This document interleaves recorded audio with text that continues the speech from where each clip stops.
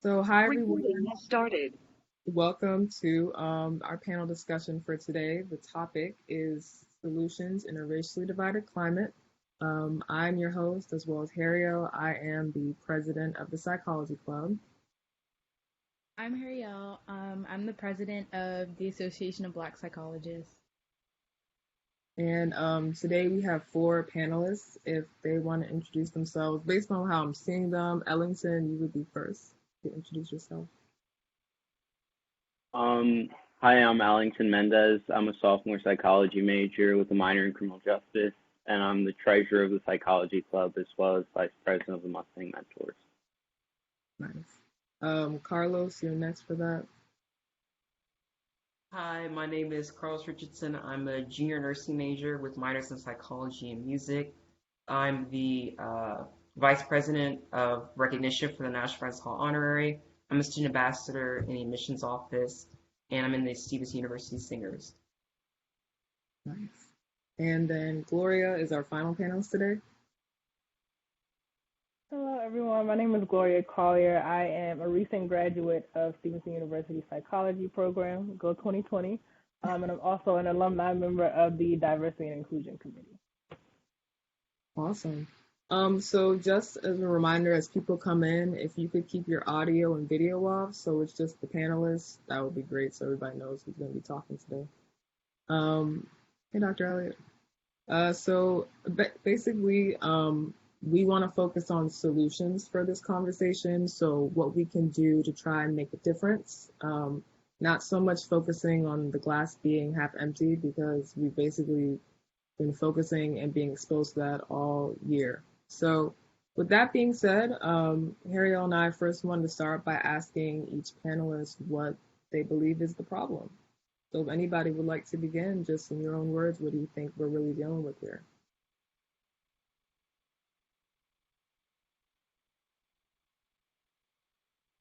I can get it started.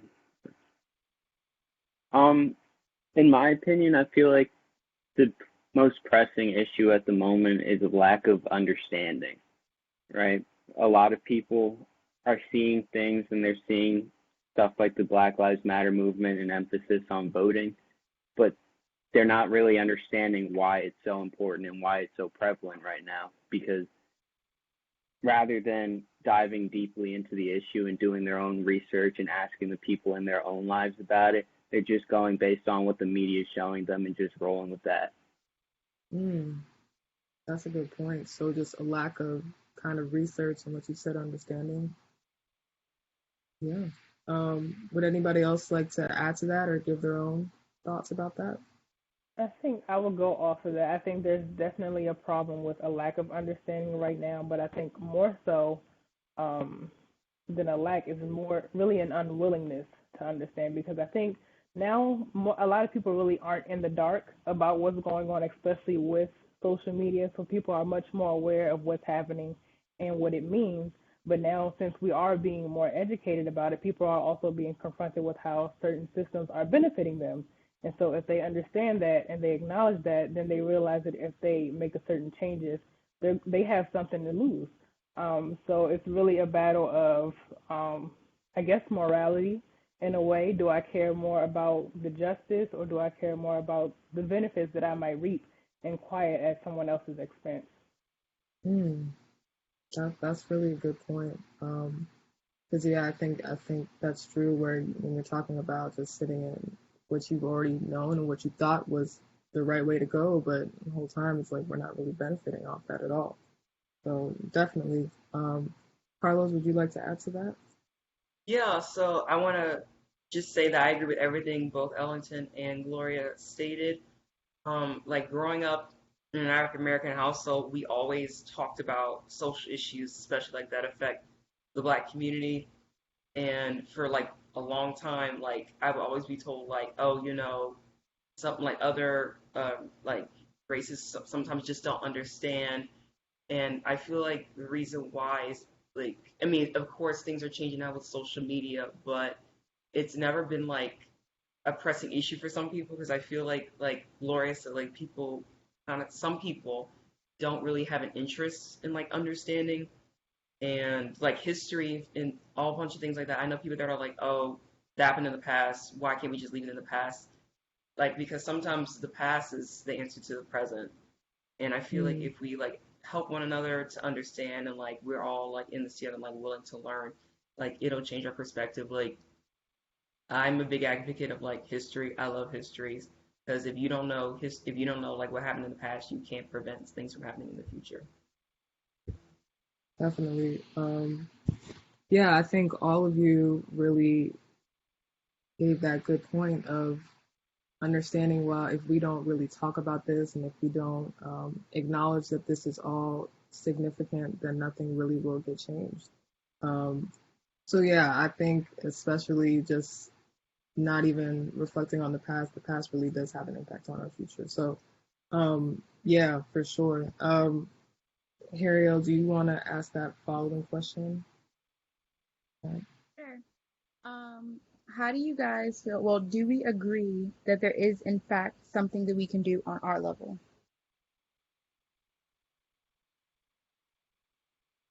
100%. And it's not necessarily things on a huge scale.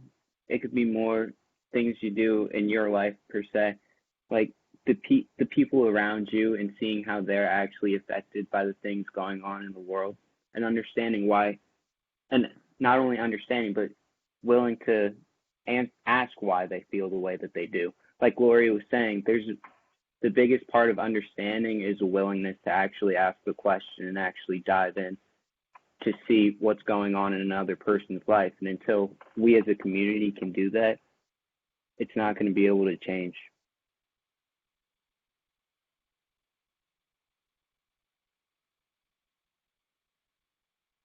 I think for me, I think with everything that is going on after sitting for a while and reflecting, I think my view of what can be done has radically changed.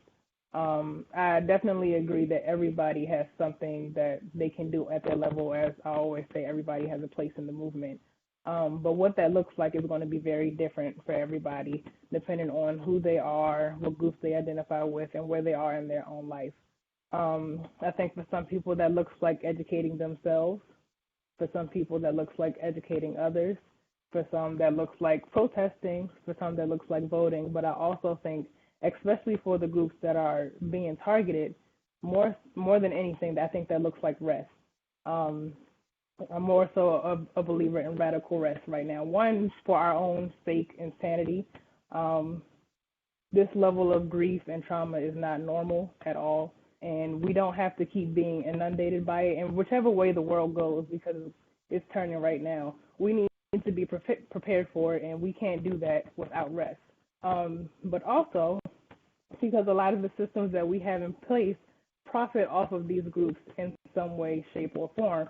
But if we all, as a collective, choose to stop and rest, nothing else is going to happen. Nothing will move without us. So whether that be us out in the streets protesting or actually just taking a minute to breathe. Um, yeah, and I think that's a conversation that a lot of us need to grasp and have more often, because I think that may be one of the ways that we could differ this go around in the movement, compared to those that came before us. They did a lot of protesting, they did a lot of chanting, a lot of hard work, but nobody ever, I want to say, gave them the ability or the path to say that it's okay to rest. And I think that'll be very helpful for us going forward. Definitely. Yeah. Oh, Go ahead. I was just gonna say, yeah, I agree with everything both Laura and Ellington said. It doesn't, like Ellen said, it doesn't even have to be something like grand, like in terms of like making like some sort of impact. It doesn't have to be like huge. Like if you want to go volunteer at like I guess a low income community, they have so many things going on in low income communities. Even before COVID, they have so many things going on. Like I would try to go at least once a year and like volunteer at like my local like homeless shelter and stuff. And that was like things like that. And it don't even have to be like huge. Or sometimes you go to different like we call them not organization, community meetings. And sometimes you just hear like the problems people are having and what they're experiencing. Sometimes that can bring about a different perspective. Like, oh wow, like I didn't even know that was going on. It's like I did, like, because I'm not directly affected. So just being able to feel comfortable just going and like listening to others and their perspectives and like what they've gone through is a great way. Or if you just want to go, just check on people in your community or even just like virtually with COVID, that's a great way to make an impact. And then, like Gloria said, if you want to protest, that is great. Um, but you don't have to protest if you don't want to. You can protest like at home. I'm pretty sure they have like virtual protesting. I think they do. So just whatever you want. It doesn't have to be anything grand or special, but whatever you feel like makes a great impact both on yourself and on the people around you is what I recommend. Definitely. Speaking of that aspect of rest, do you guys feel that social media kind of pressures people to feel like you have to do something and has to be shown, or what do you guys think about that?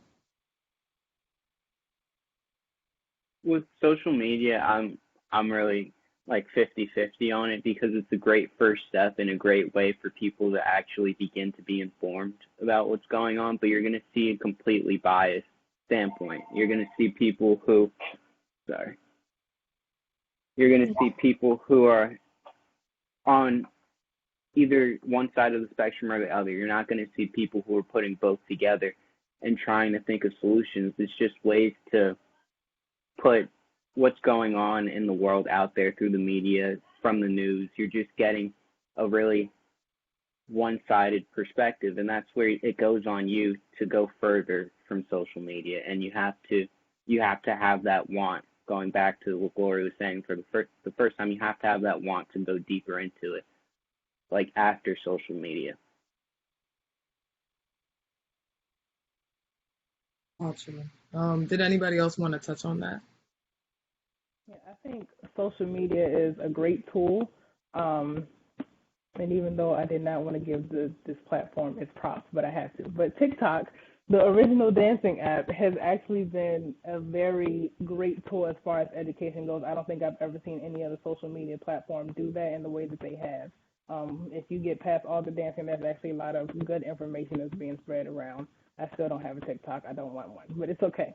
But with that being said, like Ellington said, you do still have to go deeper than social media. Yes, you do get a lot of great information, but you also have to remember that it's possible that that information is biased, and that's not all that's out there. Regardless of which side you stand on, you still need to understand both sides to understand what you need to do going forward. And also, you have to monitor social media as well, because you get so much information. It's very easy to be overwhelmed, and you can't be so overwhelmed that you become stagnated. Sometimes it's too much information. Like every day, you see somebody's new tragedy, new catastrophe, and it just looks like there's so much wrong in the world. Like, what can I even do? It doesn't matter if I do anything because nothing's going to change. So you have to be willing to take a step back also. And remember that it's not your job to solve the world's problems at all. It's not your job to solve everybody's problems. You're not going to. And that's okay. That's okay. Like that responsibility was never on you. And just remembering to take those small steps. And you're not missing out on anything. Whatever is on social media, it'll be there later. And they're not telling you anything that you can't find somewhere else. And you're not missing out. Yeah. So yeah, I agree with everything both Gloria and Ellington said. So there are pros and cons to social media. I know the first few weeks after like all the protests and everything, after like George Floyd died and everything, it seemed like it was like the new fad to like start posting everything about like social justice. And the people who never ever, like some people I know who like never ever wanted to talk about anything remotely like having to do with like bias or anything, all of a sudden it's having this feed full of like all this like social justice stuff. And it was kind of like, well, don't post it if you don't feel it. Post it if you actually like care, or like I don't know, it's hard to explain because I just don't want it to become a sense of like obligation. And we have to distinguish the two. And also, not getting all your information from social media, like Gloria was saying. I think a great way to get your information is to watch your local news, like Fox 45 and like CBS, like local CBS news, things like that, because they're the ones that like cover like the things in your community. I watch the news at least 4 times a week, like my local news, because you'll never know. Like if you watch like CNN or like Fox News, like the national stuff, you're not knowing what's going on in your community. So it's best to be exposed to what's going on in your community so you can be aware and maybe you can make an impact and a difference in that way. Yeah.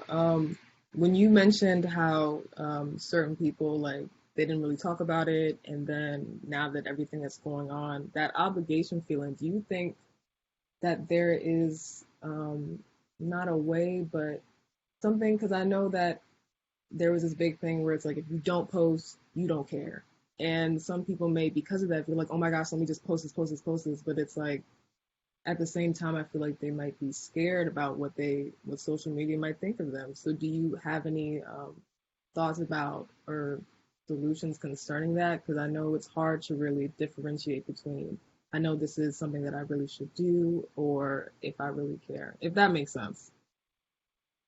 Yeah, that does make sense. In my opinion, I know it's hard, especially like nowadays, to not try to feel like, oh, I don't want people to be like against me on social media because I don't post this or say this or do this. Sometimes if you like truly like don't feel a certain way or you feel like you're obligated to, if you really don't want to, I say don't post it. Don't, I wouldn't like no matter what you believe, I wouldn't compromise your values if that's not where you lean. Do post it because you want to, not because you feel obligated. And I know like there might be like pressure, you feel like pressure to, but at the end of the day, it's your life. Only you can live it. Um, you have to walk in your own shoes. You can't live for other people. That's kind of how I look at it. No matter like what you believe, no matter what you think, it's like that. This is your life and this is your choice. So never feel like you have to do something like social media wise. If you truly are like, I'm just not really into posting stuff like that. I'd rather just go out and do my own thing and make an impact, quietly or whatever. That's great. Don't never feel like, oh, I have to do this or else XYZ will happen. Stay true to yourself. That's what I believe. Yeah, I definitely agree with what you're saying there, Carlos. And going back to what you're saying about people seeing it as more of a fad for a long time, it it really takes away some of the gravity of the situation because you're seeing the same post over and over and over again every day just because they feel like they're obligated to post it because and a lot of times it's people who don't feel like what they say in the situation matters. So with the Black Lives Matter movement, a lot of people who aren't African American and don't have African American heritage, they feel like they don't have a place to speak on the issue because they're not directly affected. And when that happens, they try and follow the trend and they start following what they see the people around them doing just so they feel like they're having an impact on the situation when in fact they do have a right to talk about the situation because we're all human beings. We all see it. We're all impacted by it in some way or another. So we just have to remember that what people say matters and like everyone's opinion matters. I feel like there are a lot of issues that are connected with that, and a lot of it comes from cancel culture, which is something that we all need to rectify as a collective. Well, first, I want to say that whether it's on social media or in person, nobody should ever feel like someone else is in control of their reactions. Like your reactions and your responses should never be. No one else should ever have dominion over those things. You should never feel obligated to respond or react to anybody at any time. You're free to take the time that you need to breathe, to reflect, to gather your thoughts, whatever you need to do. But I think the reason why people are so quick to post, part of it is that people really do care and they want to show that they care. But also there's this element that, oh, this is the new thing that's going on, and if I don't say anything, I'm going to be canceled. And that's because we have used social media as a way to just be so quick to respond to everybody and only see one side, regardless of what that side is. We don't make it a space for conversation. We don't make it a space for dialogue and understanding. It's a space for debate and defense, really. I think that if we could change that perception, then maybe we wouldn't see so much of that. Yeah, and then as far as the whole cancel culture thing goes, there's that fear of that, but at the end of the day, I think your intentions are what really matter. Because if you post it because you really care, the people that need to see it, they'll know because they know you. And even if they don't, it's none of your business or their business anyway. But if you posted it just because it's a fad, again, those people, we can tell the difference. So either you'll be canceled because you didn't post it, or you'll be canceled because you hopped onto a movement. So I mean, like, you pick your side. But it all just comes down to, again, like I always say, everybody has a place in the movement, and you have to understand what that place is. Your place might not be social media, and that's okay. Your place might be having those conversations within your own household before you come and try to share your thoughts and opinions with everybody else. That's not where we really need you. We really need you to have those conversations with your family and your friends who may not be so understanding. Yeah, it has a lot to do with a lot of different things: cancel culture, self-esteem, and how you see yourself in the world. Yeah.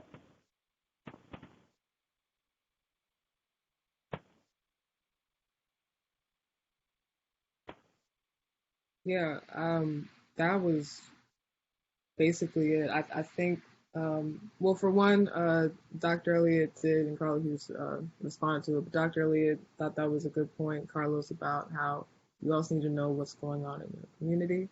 But yeah, I think those aspects of cancel culture for sure can really prohibit people to do certain things. But like Laura, you just mentioned, I think to know your place in the movement, as well as to know that sometimes it could be as simple as a conversation that can make the whole difference. So yeah, Mariel, do you want to ask another question, or if you have another comment about this?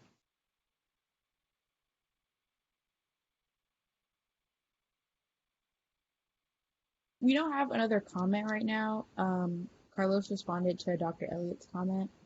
The next question are, what are some of the steps that we can take to begin solving this problem?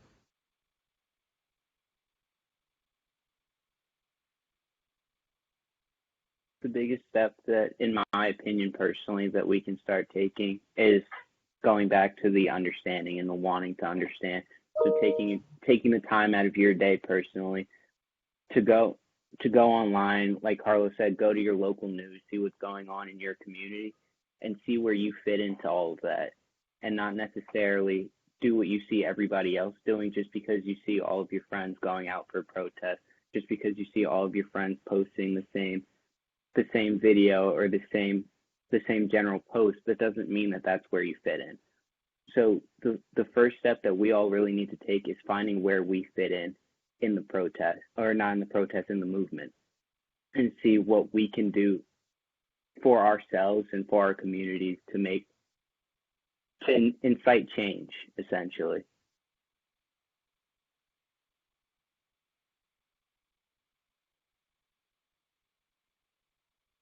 I think that one of the main steps that we can take, and it's the one that I feel like nobody is really doing, is just to stop and reflect.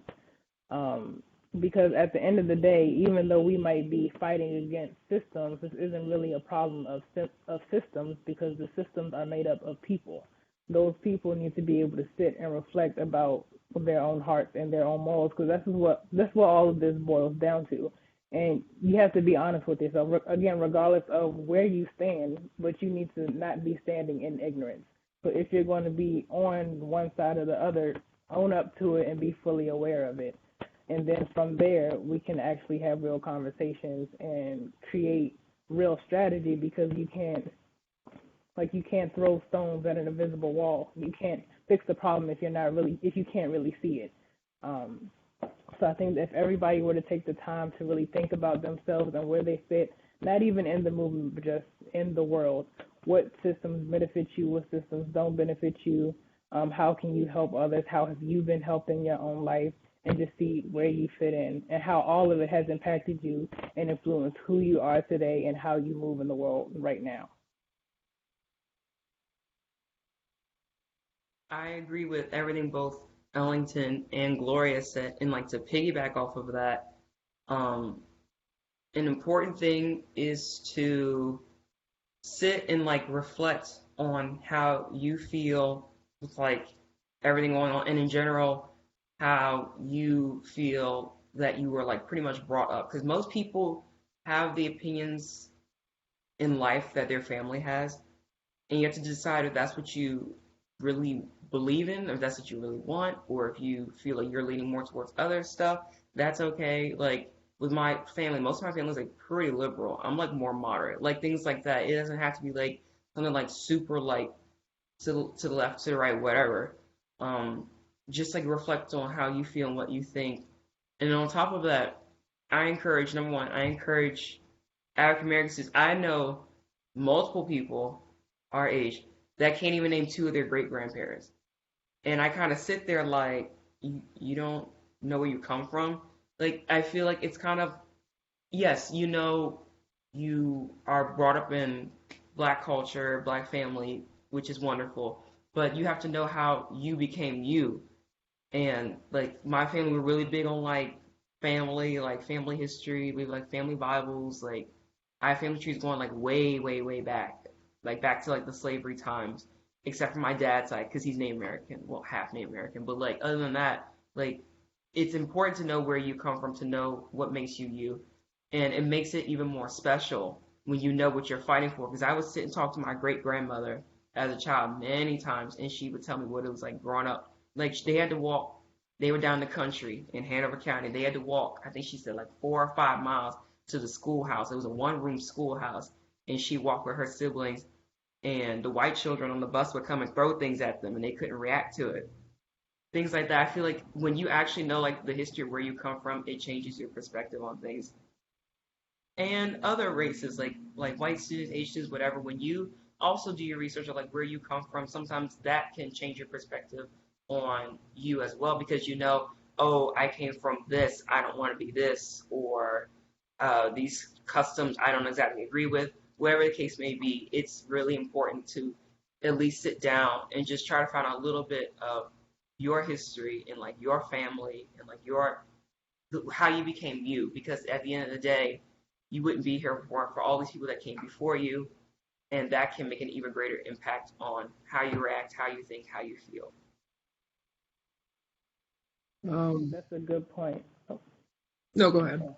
Oh, yeah, I think that's a good point, Carlos, because I think sometimes we make that whole, like that journey of understanding who you are and where you came from, we make that kind of one-sided, especially in the black community, I feel. We try to focus so much on understanding our own generational trauma, but we have to understand that everybody has that, and that the solution to this isn't black people figuring out how to deal with their trauma. Everybody has to go back and look at their history, because if I have to go back into my history and rectify how, um, like if I came from people that who were enslaved, and I have to go back through every line until I get back to me to figure out how that impacted me and how it influences my life right now.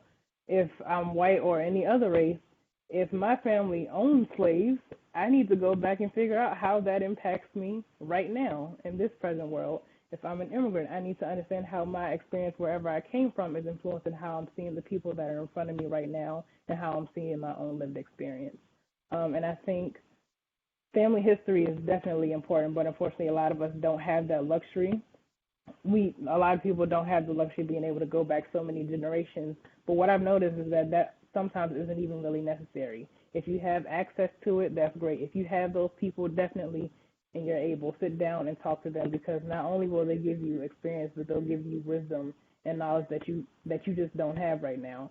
But I think that it's also enough just to sometimes just look at your parents. That's enough right there to be able to see where you come from and how that has shaped you into who you are, because your parents embody all the people who were before you, and you lived with them, you lived under them. So just looking at their experience and how that's influenced them and influenced you will also give you some idea of what you're fighting for and where you need to go.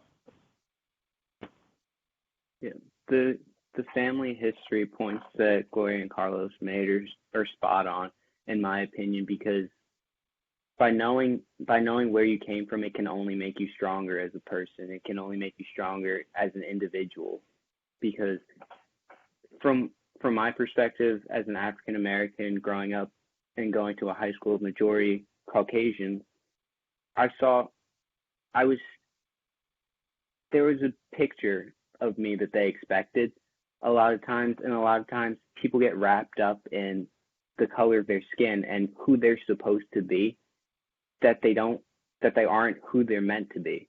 They're not the people that they want to be, they want to grow up to be. They're not those people. They're stuck in the stereotypes that try and tell them what they're supposed to do, how they're supposed to act, how they're supposed to dress, and all of that stuff. And it takes away from you as an individual when you try and conform just to your race. So knowing your own family history and knowing where they came from and how they pushed you to become who you are, that'll help you grow stronger and show you, like you guys said, what you're fighting for.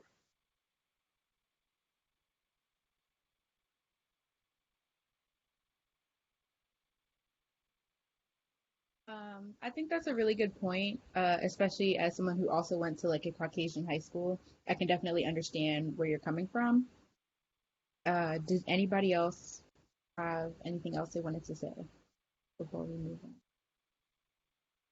on? Real quick, honestly, yeah, I actually had a similar experience where I went to an all-girls private school that was majority Caucasian up until middle school. And yeah, it's sort of like there is a certain image that it might be expected of you, but until, again, going into becoming who you are and to realize who you are, and you don't have to be one type of person. You can have a bunch of other things that define who you are.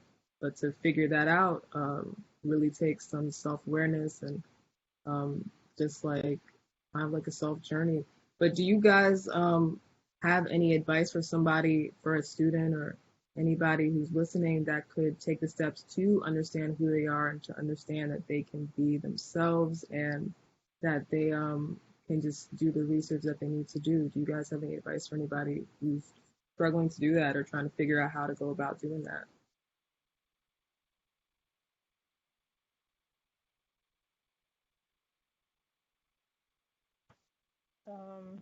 I would say if we're speaking in this context of like social justice and reform, I would say to start by noticing the things that bother you. Like if you see certain news and that headline triggers you, ask yourself why. Why do I feel so moved by this thing? What experiences have I had in my life that make me want to care for this thing? And other ones, why don't I give them as much attention? Why don't I feel as much emotion towards them? I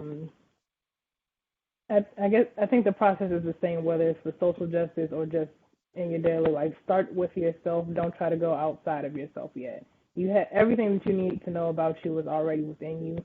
Start by writing down the things that you like, writing down the things that you don't like, the things that interest you, the things that don't interest you, the things that make you mad, the things that make you happy, and figure out what your values are. Like if I had to,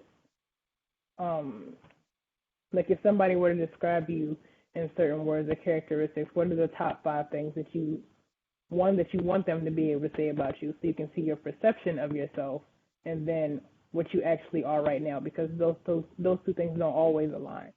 And really start there and see what you're doing in your life that aligns with those values on both sides, and make the necessary changes that you see fit. Building off of Gloria's point of saying how you have to identify what makes you upset, what makes you happy, that goes way beyond like headlines and stuff. You take that into your everyday life. You can take that in everyday conversations with your friends, with people you're not necessarily as close with, or even your family. Because I've heard my family members say things that made me struggle a little bit, made me a little uncomfortable. And that's where you have to be able to speak up for yourself. And I know it's really difficult in many situations to actually say why something upset you or why something bothered you, but that's where you start to grow as a person, because once you identify what truly impacts you in a positive or negative way, it'll give you the strength essentially to be able to make that statement, to be able to say, well, I'm not so comfortable with you saying that. I'm not so comfortable with the way this was portrayed. We do have a Piggy- comment from, oops, No, you're good. you can go. Oh, cool. Yeah, pretty much like piggybacking off of both what Gloria and Ellington said, about is like you like figure out like what makes you happy, what like, upsets you or like not even upsets you, just like sometimes rubs you the wrong way. If someone like, for example, if someone like says something that you don't necessarily like agree with, like I would say one on one, of course, but like maybe you guys can have like a productive discussion. Maybe you can try to figure out why you possibly feel that way. And also like read up more about it. I do that all the time. Whenever like I find out something that may not sound right to me, I Google it. Google's my best friend. I Google probably like 10 things a day. And that's a great way, at least like that's a small way to like at least try to get yourself like a little bit informed. And just like talking to different people and hearing like different perspectives like we had all been saying before, sometimes that can also change ways you look at things. And also it'll like give you insight into other possibilities. And if you feel like you can do more, or if you feel like you can't do enough, find out ways that you can get more involved, or find out ways that maybe they're going in the right direction and you want to know how you can contribute to that. Or if you feel like things aren't going in the right direction, maybe you can figure out ways to bring about change in small ways. Like Gloria had said earlier, you can't, like my mom used to tell me that when I was younger, because she gets to me about like, because I donate platelets every 3 months in plasma. My mom was like, you can't save the world, but you can try in little ways. You can try every little bit at a time. And I think to also give yourself credit for where you are. And I think we said this earlier, but not being so focused on the big things. Like we have a saying in Islam that basically really fits right in with social justice, is that if a person sees something wrong, they should change it with their hand. And if they're not able to, they should change it with their speech. And if they're not able to, then they should hate it in their heart. And that's the lowest of faith.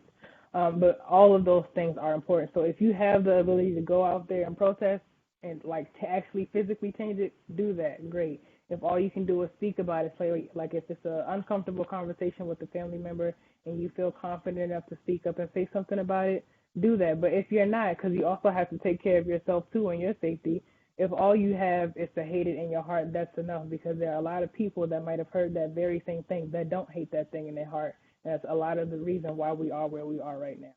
So always give yourself credit. Don't be too hard on yourself, because if you beat yourself up, then you won't be there to help anybody or yourself. Real quick, I wanted to address Dr. Elliott's. Oh my God. I wanted to address Dr. Elliott's comments, and we have been getting a couple comments. He said to Ellington and Samira, "You both seem to be saying that by going to predominantly white high schools, you felt to live up to or conform with certain stereotypes. How do you wish that you acted or interacted differently, and do you feel those pressures at Stevenson?" I feel like to start off at the end of the question a little bit, at Stevenson, I'm a lot more comfortable with who I am, and I know who I am as a person rather than I was in high school. So I don't feel as much pressure now. But in high school, if I could go back, I would tell myself to not put too much thought or pressure on myself, because at the end of the day, no one can tell me how to be me, right? Every day I wake up, I have to look myself in the mirror. I have to be the one who can say, I'm proud of you for this. I'm not proud of you for that. And no matter how much a person around you may say, why didn't you do this? You should have done that. You're the only person you have to answer to at the end of the day. Yeah, going off of Ellington. So for me, I had went to predominantly white school up until middle school. So then I went to a public school that was co-ed, and that was a good mix. But during that time of middle school and kindergarten, I was the only one who looked like me, and I was dark skinned at that. So it was just like it wasn't it wasn't a good feeling at first. And if I could go back and tell myself something, I would tell something that my mom would try and tell me every day, is that it doesn't matter what the others look like. It's really how you see yourself, because like Ellington said, it's really you're the person that you answer to, and you're the person who you look in the mirror at every morning. And if you can't accept yourself, then nobody's going to accept yourself. So yeah, I think, and then coming to Stevenson, I think it was nice because again, it's a good mix. It's a pretty good mix at Stevenson, and you still find people who, regardless of skin color, think the same way, do the same things that you do, which can be very encouraging. So yeah, it's definitely been a process, but as we grow, you learned how you fit in with yourself first, and then meeting others. So yeah. We have another comment from. Oh, did anybody want to comment on that? We have another comment from Lexi Holloway. She said, "For me, I am biracial. I went to African American and Caucasian. I went to a predominantly white high school in a not so diverse area, and I just felt so out of place and I couldn't be myself. But coming to Stevenson, I have been able to embrace who I am more and be more comfortable. I wish I was willing in high school to embrace who I was more instead of trying so hard to blend in."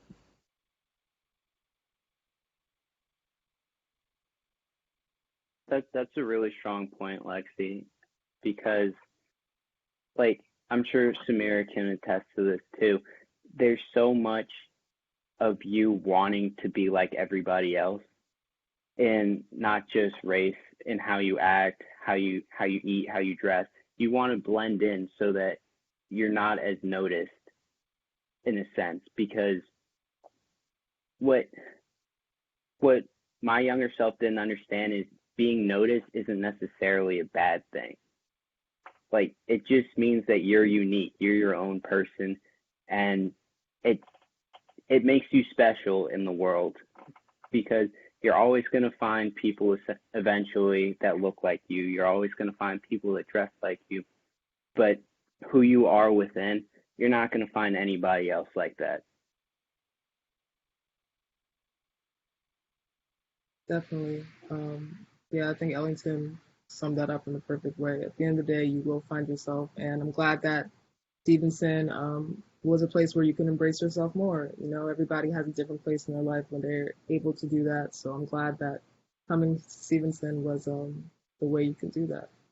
Um, but yeah, I mean, at this point, if anybody else had questions or comments, we'd love to open the chat to you all. If you guys have any questions for the panelists to get their points of views about anything.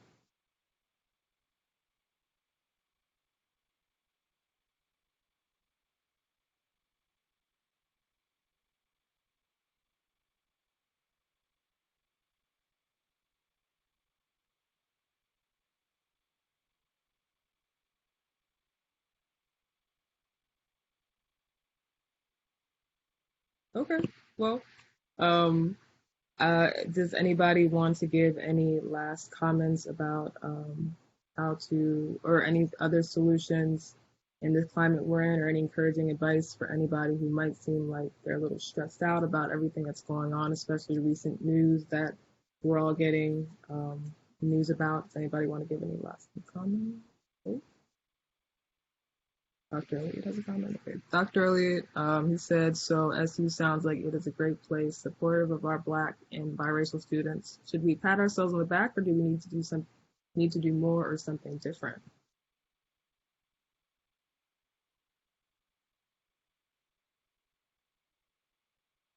I can go. I would say it's it definitely is like very welcoming. Sometimes sometimes you don't want to seem like it's too like force, if that makes sense. Like, oh, I have to like represent this race, or I have to represent that race, and or like being like, I guess not too inclusive, but like kind of like feeling like you're trying too hard. Like for example, I had a professor last spring who was like asking like, oh, do any of like the Black students want to give like any opinion on blah blah blah. I don't even remember what she was talking about, and we were all kind of like, this is before we went remote. We were all kind of like looking at each other like, what? Or just the first day this week for one of my classes, my professor was like, oh, don't worry, I'm not gonna like, 'cause it was something about um like healthcare and like different racial barriers, things like that. And she was like, oh, don't worry, I'm not gonna call on any like minorities and have you guys represent like your race or anything like that. Like we were all kind of like, oh, we weren't thinking that, but okay. Like sometimes it's okay to just let things naturally like flow. That'd be my thing. Don't feel like you have to like say this or do that. Sometimes things just let them flow. Yeah, Carlos, that was definitely a very, very interesting experience for yourself. But when it comes to Stevenson, I feel like it is a very welcoming place, and it is a place where we can find ourselves. But at the end of the day, it's an internal struggle a lot of the times. It's not as much about how people make us feel, it's about how we receive it. So one person can see the actions of another as well, as good, as a positive, and like they're trying to make it better for me, but another person could hear the same exact thing and take it in a completely harsher way. So it goes to everybody needs to figure out who they are in this world, like Gloria said before, not just movements, not just in issues, but in the world. They need to figure out who they are, figure out what they're comfortable with, figure out what makes them tick, and then they'll be able to not fit in, but be happy with who they are in their situation.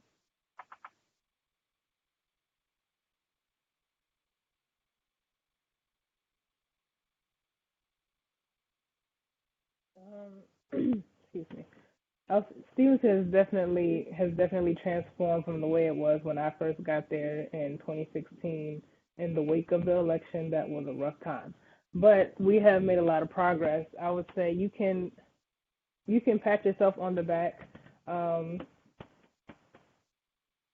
sorry, reading the question. Dr. Elliott said, Gloria, I know that you were some things needed to change at SU. Today we have focused on individual relations. Do you want to say something about institutional issues? Yes, I think that's going to where I was headed anyway. I would say that Stevenson has definitely made progress, and you can give yourself a pat on the back, but in moderation. It's kind of like when a parent says, like when they try to make you grateful for them not beating you or something. It's like, well, yeah, but that's not what you're supposed to do anyway.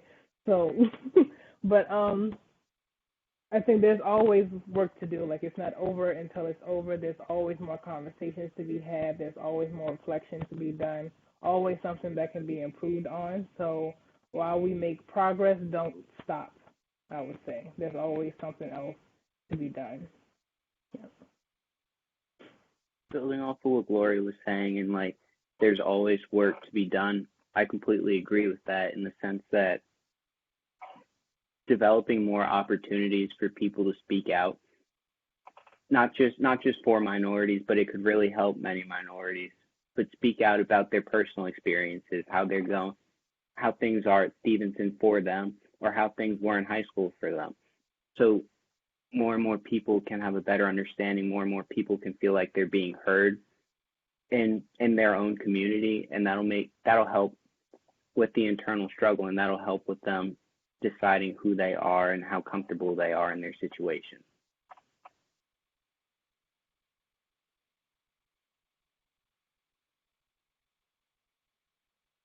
I think one more thing to add on. I think one thing institutionally that could still change is representation. As far as diversity goes, Stevenson has done a great job of that on the student side, but we still need that same reflection on the faculty and staff side. Because what's happening is you have a lot of great initiatives coming from the students, but it's also important for those same people to be there on the faculty side to have those conversations and also to be there and be seen by their students. Like while you may find a good few at Stevenson, there's still something different about having a professor that looks like you and seeing them be in that space, especially as a Black student for a long time. A lot of the professors were white, and the only Black staff that I really saw was on the cleaning staff and on the food staff, which was okay in a way because for us, and I think a lot of Black students have that connection as well, they kind of remind us of home and remind us of what we're doing at Stevenson. And a lot of times they are that great supportive system that knows you by name, they know your order, they check on you all the time.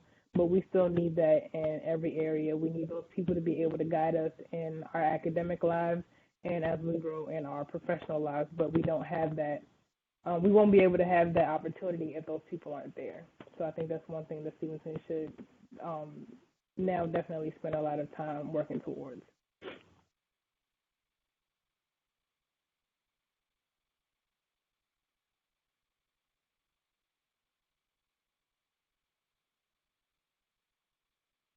Dr. Elliott asks, so having more events like this is a good idea.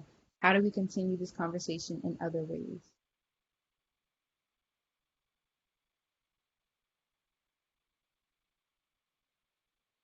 First off, having more conversation like this is definitely a good idea because coming into this, I didn't really know how I would go about it or how it would be.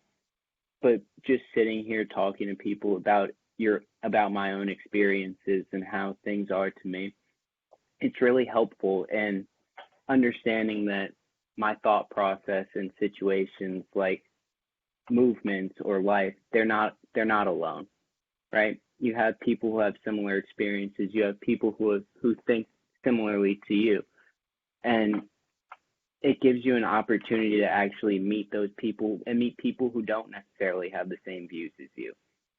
I get into arguments with my friends all the time because we have different views, but at the end of the day, because we care about each other and we care about what each other is saying, we listen to each other, and having more opportunities for people to be heard is always a good idea. And about going about keeping the conversation alive, it's more like definitely having more functions like this and having panels, but also maybe taking time out of our days sometimes and just getting together and talking about stuff. I know it's a lot different with COVID now, and we can't meet in the psychology department as much as we would like, but when you find time together, check up on each other, see how you're doing, see what your thought process is throughout the day. And it doesn't have to be about anything specifically, just to get a gauge of how we are as a community. I think another way to keep them going is to one, to keep having conversations like this, but also to do the things that we're having conversations about. Like, instead of continuously having conversations about solutions, take a solution and just do it. So, like, for example, like, if we think that a solution is like having safe spaces, instead of talking about having safe spaces, just be a safe space. Don't wait on a board's approval. Like, if you're a student, be a safe space for your friends. If you're a faculty or staff member, you don't need to wait on a board's approval for some system-wide thing. Just be a safe space for your own students, and those conversations will definitely open up. If we think a solution is having new perspectives in the curriculum, just bring the new perspective in the curriculum. Like, I think sometimes we make things harder than they have to be. Like, we draw out the process a lot more than it really has to be. I think we need to understand we have more control than we think we do, and more power over what happens. The process doesn't have to be as long, if that makes sense. Yeah, like piggybacking off what Gloria said about how you don't like things don't have to be like very complicated to like, make a difference. Like if you feel like, oh, I can just be like a support for like my friends, whatever, or like of course you're not like a therapist or anything, but like you can be there for them in like any capacity. Like that's a great start right there. And like if you find time to like be able to start some kind of organization, if you can, it is a lot of work to start a club, not gonna lie.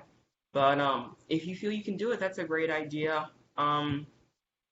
Just like last spring, like a couple friends and I were like, oh, we wanted to like start like a Native American student union, but like I couldn't commit to like being on another e-board, like things like that. Sometimes you just have to also know your limits. Like you can't do something, like be honest, like I honestly can't do that.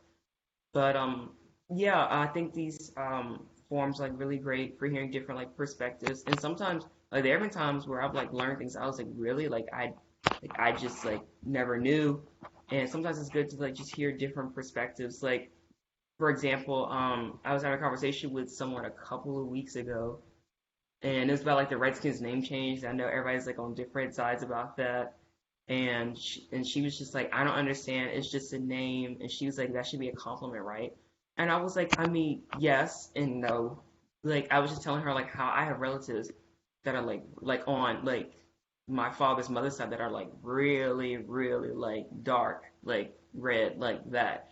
And then I have others that are just as light as they want to be. And like Native Americans range in like different shades, different colors, just like African Americans. We're not all like the same shape, we're not all the same color, this, that, and the other. And sometimes it's good to just like at least like recognize that. And she was like, oh, I didn't even know. I was like, I didn't even think of that like that. So sometimes just like mentioning things like in passing sometimes can make a big difference on somebody. And it doesn't have to be like a big, huge fiasco. Sometimes it can be something as small as that.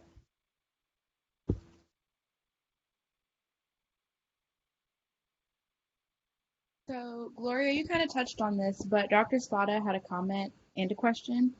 She said, I'm acutely aware of the lack of racial diversity in the full-time faculty in the psychology department. In the absence of representation, are there additional resources we could be offering that would be helpful, particularly for your self-care or mental health? Um, I would say encouraging students to create and curate those spaces. But also, there's some things that if Stevenson doesn't have, it's okay. But you don't have to stop at Stevenson not having them. Like, for example, I may not find the representation that I need in a faculty member, but maybe we can find resources as far as internships and field placements go. Like if there's not a lot of black faculty, well, is there an organization that I can volunteer at that I can get that experience? Is there somebody that can come talk to the class? Um, Little things like that. Like if Stevenson doesn't have it, there are other people around that do have that thing and are willing to offer it in their time for being able to, I guess, and especially because it takes a lot of work to find those places. Like it takes a lot of work to find a black-owned organization or Hispanic-owned organization, especially in certain fields.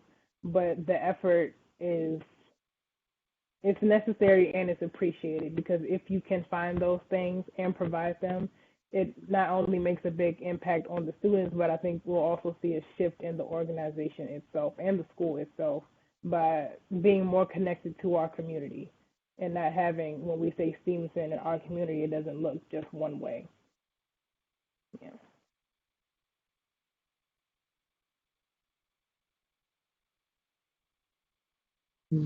Yeah.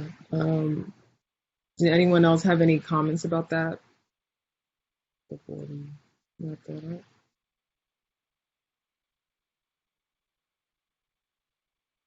I think, yeah, Gloria, I think, like you said, having these sort of safe spaces and trying to find these representative people, it doesn't have to be in faculty if it's not available, but it can be in people that we meet, and maybe it's certain family member, um, but just being able to reach out and talk about these things, I think is important. But yeah, I think that stuff like this is really helpful, and I think a lot was accomplished during this discussion, especially for people who might not know how to go about this climate today.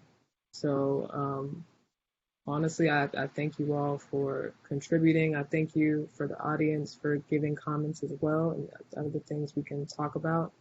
Harriel, did you have any final comments about how this went today? I think this went really well, especially for our first event.